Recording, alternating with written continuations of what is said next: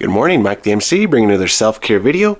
Today I'm going to talk about number 40 of the Catechism with respect to knowing God through the use of human reason, but more importantly, sharing about the importance of creative thinking and ideas and how to really think outside the box and how sometimes they may not be the most popular ideas among other people, but why we should not be afraid of that, to accept that, okay, everyone's got a unique idea about the same thing, and how, okay, maybe there's more than one way to tackle a problem. And so this video will talk about creative thinking and knowing God in different ways. So let's get into this topic.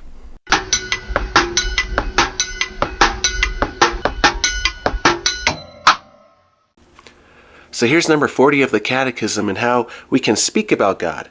And so it says, since our knowledge of God is limited, our language about Him is equally so. We can name God only by taking creatures as our starting point and in accordance with our limited human ways of knowing and thinking. And so, speaking about God, right, we do all have different languages across the world. And I was just thinking about this. How many languages total are there in this world, this planet? And how many more can we create? And when you really think back, like, language has always changed over time across different locations. It's for different reasons as well, like there's a new word for a new thing that was created. I mean, the word emoji. I mean, where did that come from? Or YouTube, okay, where did all that come from? And so based on what people create, right, new words always come about. So that's part of this, with this part of the Catechism I want to share with you. So like, if you have an idea of God, or my way of thinking about Him, you have an idea of God thinking about Him. She has a way of thinking about God, how she thinks about Him. Are we all technically wrong because we have three different ideas of the same God, the same person? And kind of like even more of a basic example. My favorite ice cream is chocolate chip cookie dough, or that person over there is vanilla, that lady over there is strawberry, etc., etc. So we all have good ideas, favorite ideas about the same topic.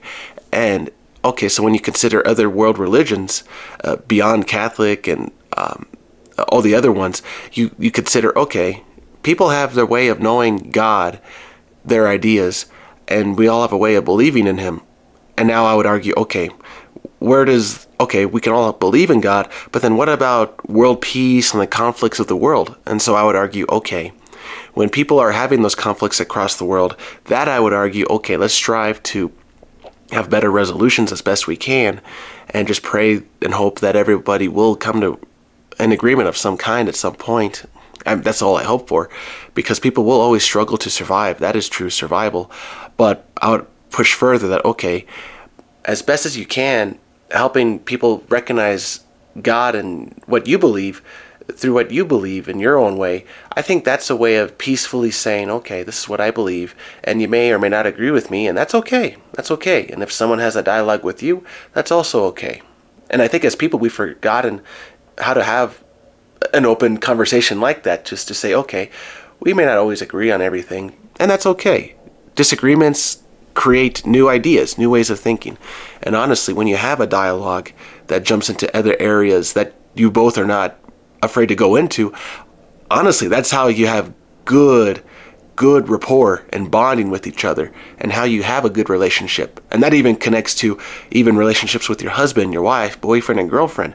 Because when you really want to know about each other's culture and belief, when you think of interracial marriages and stuff like that, when you start to share the ideas, wow, and start to see how they believe in God and different things, then your relationship grows and it starts to become beautiful and unique. Sharing those values and appreciating, okay, your family believes in this, my family believes in that. Let's appreciate our cultures and traditions. And it's not erasing tradition, it's not erasing culture. And that is why I mentioned earlier, language always changes, because people will come to know each other.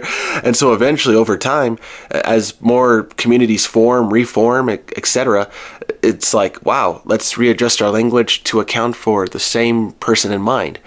And so who knows how humanity will change over time in the next 100 years or so in different places.